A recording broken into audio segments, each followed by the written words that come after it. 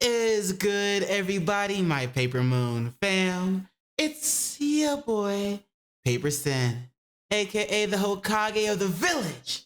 Hidden in that loud, you feel me?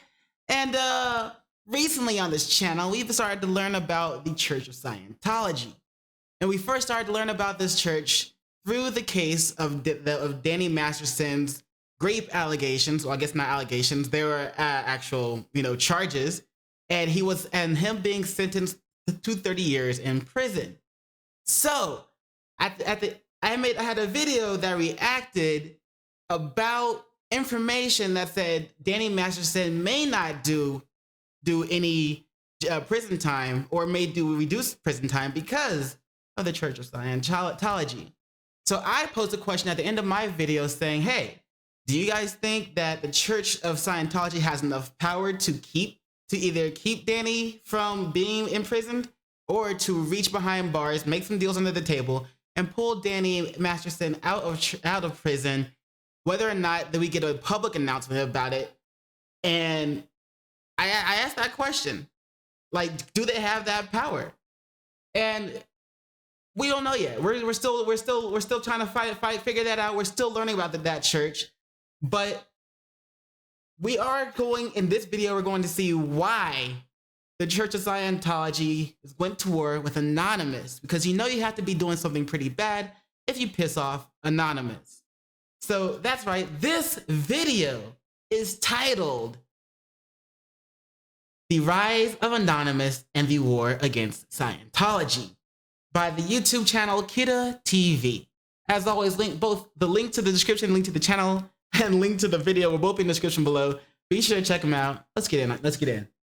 In January 2008, the Church of Scientology made a critical error in judgment, which resulted in a declaration of war from the internet's most infamous hacker collective, Anonymous. This was the beginning of a movement that captivated millions, and it all started right here. Hello, leaders of Scientology. We are Anonymous. Over the years, we have been watching your campaigns of misinformation, your suppression of dissent, your litigious nature. All of these things have caught our eye. With the leakage of your latest propaganda video into mainstream circulation, the extent of your malign influence over those who have come to trust you as leaders has been made clear to us. Anonymous has therefore decided that your organization should be destroyed. January 15th. Wait 1 second, because we also know that the Church of Scientology had the power to prevent a few women from coming forward with their allegations against Danny Masterson before the other women that actually went to court and started it. So they were like silenced, they were like shushed for a while. And so obviously the church is doing some bad shit. What else are they capable of? And what's with this war? 2008, just days prior to Anonymous declaring their war, a 9-minute interview with Tom Cruise leaked, in which he discussed an active role in the controversial organization known as Scientology. This leaked video was recorded for internal use for the eyes of Scientology members only. According to Gawker, who hosted the file where other sites would not, it was a video of indoctrination. This interview, as well as other videos that happened to leak, were very quickly suppressed by the church, attempting to censor the freedom of information. This is exactly when Anonymous took notice and declared their war, ending with the now well-known sign-off for the shadowy organization. I want to know how the video got leaked. We are Legion. We do not forgive. We do not forget. Expect us. Little did or could anybody know, this was the start of a reign of terror that lasted for 5 years. Anonymous became the perfect cloak under which to hide for any and all who wished to participate in digital anarchy. Some who did it just for the lulz, some who did it to send a message. One particular group rose from these ashes like a phoenix. Where it all started with Scientology, they would go on to hack some of the largest corporations on the planet, going toe-to-toe with federal government, and left a legacy of pure chaos. This is the rise of Anonymous and their war with Scientology. I'm gonna turn this up just a little bit.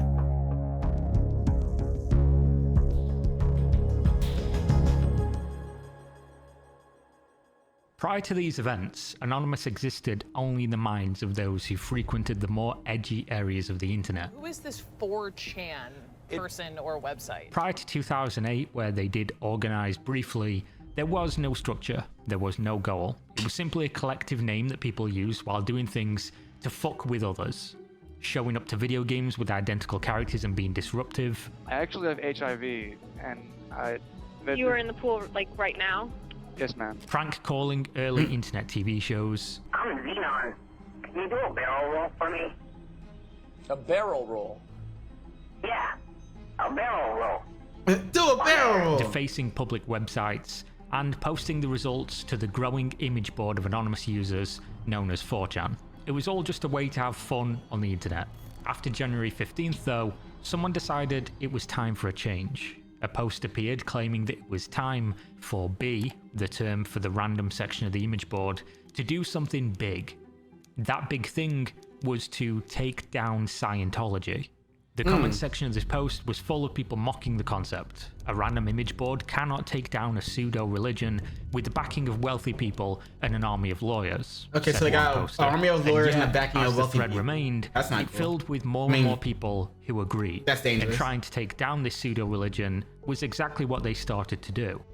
It all began with an IRC channel. Hundreds of users flooded in, speaking excitedly about the plans that they'd been thinking up. It was all going to start simple. Use popular stress testing websites to perform distributed denial of service attacks on the Scientology websites. A DDoS or DDoS as it's more commonly known, essentially harnessing massive amounts of connections, sending data to a server in order to temporarily overwhelm the provider and deny regular service, usually knocking them offline for short periods of time. This very quickly became the largest raid in 4chan history, bringing old users of the website back to participate and sparking a feel of mob mentality. Okay. Eventually, leaders started to emerge. Not in the traditional sense, because nobody would listen to an actual leader, but they were the ones putting forth ideas and rounding people up to do things. This is how the eventual Anonymous War Declaration video was created. A single man's idea, but worked on as a collective, where they would sit and laugh about how over the top it was, knowing full well that things were not going to go much further than what they always did. Just a bit of light trolling, a little bit of DDoSing, and then people would get bored and move on. But not this time. Even the organizers had no idea how far-reaching this movement was going to be. Mainstream publications picked up on the video declaring war against Scientology, and the hundreds of IRC users turned to thousands overnight. The mainstream news talking about this had essentially signal boosted what was initially going to be somewhat of a joke. The result was, ironically, the IRC servers being used by Anonymous being DDoSed with real traffic from all the new recruits who were joining by the minute. They heard that Anonymous was going after Scientology, and they wanted to be involved. At this point, So a bunch of users on 4chan got together and said, "Hey, let's do something big. Instead of all the small scale stuff, let's do something big.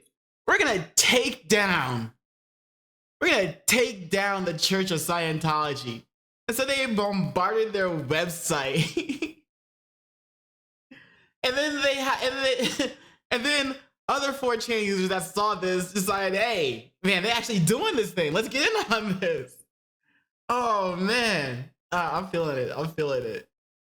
Point, they eventually had to split the IRC into multiple servers due to the sheer scale of what was now known as Operation Chanology. Okay. Leadership still didn't exist in any traditional sense, but there were more reputable and organized channels who would hash out the next steps, which for now was limited to figuring out which of the several DDoS tools to use and on which specific Scientology websites, as well as marketing, which meant essentially creating memes. The first big blow Uncle Anonymous was struck on needs you. January 19th, where Anonymous managed to collectively bring down the Scientology main website entirely, which again caught the attention of Sky and Fox News, who in their uninformed, sensational, and laughably boomer way called this group super hackers. Okay. Also, it seems like Scientology didn't initially do anything bad. This is like the rise of Anonymous. So Scientology didn't really initially do anything bad. Well, at least they didn't say they did anything, but just a bunch of people got together and that was their first target was Scientology, was the Church of Scientology in their website. So, I mean, that's pretty cool. That's interesting. I mean, it's a random start, but it's interesting. And this is how they all came together and found out they can work together to use DDoSing tools and in order to at least, bombard a website and take that down. Obviously, they got more and more, professional in a way, and in the way they did things, as like kind of like professional hitman, not professional hitman, but like, don't do anything that stupid and they won't come after you, kind of way, Huh.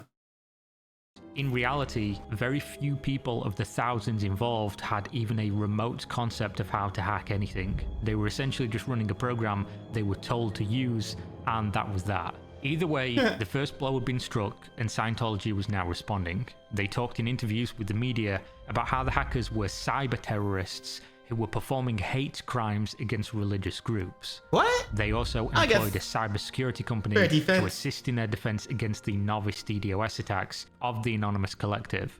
The ball was back in Anonymous's court, and their response was protests. They'd already organized the IRC into channels based on city locations, and so they scheduled what they referred to as What's it say?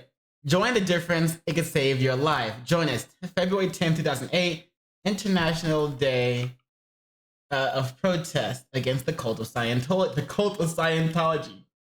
It's not a religion, it's a fucking cult of paranoia, brainwashing, and big money. Join us in ending their human rights abuse and their tax exemptions. Strongly criticize Scientology. What's the one behind that say?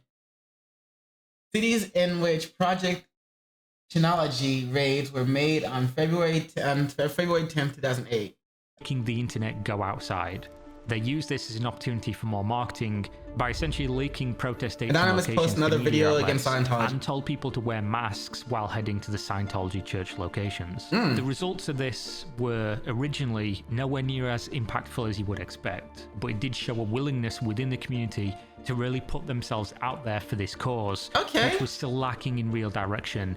Wait, so I wonder when did they decide, when did they all decide to start using that mask? What is that mask? I keep forgetting what it is. To really put themselves out there for this cause, which was still lacking in real direction, and more of a joke than any real threat. Over the coming months though, over 7,000 people showed up across 70 different cities during the protests. Damn!